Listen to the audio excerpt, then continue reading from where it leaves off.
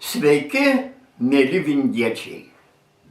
Nepajutome, kai prabėgo 50 metų ir ruošiamės švęsti 100 metų ansamblio Vingis gyvavimo jubiliejų. Kviečiu visus vingiečius į šventę.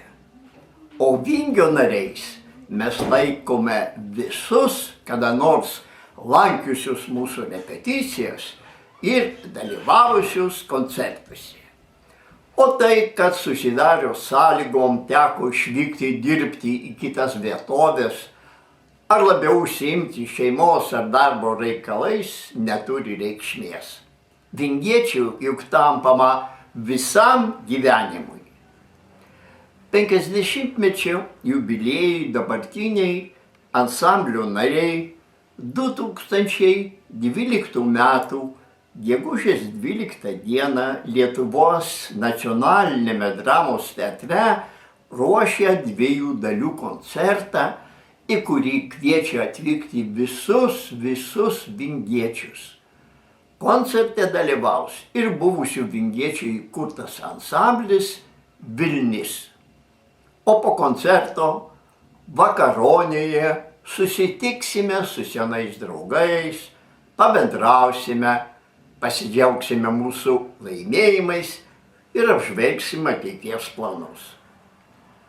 Prašome galinčių sudalyvauti 2012 metų gegužės 12 dienos renginyje sekti informaciją Vingio internetinėje svetainėje ir registruotis, kas jums užtikrins vietą dramos teatro salėje.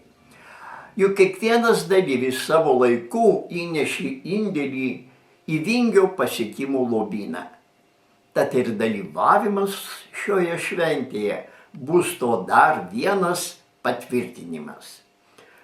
Labai laukiame atvykstant, rašykite ir bendradarbiaukite su dabartiniais ansambliečiais mūsų aktyvistais.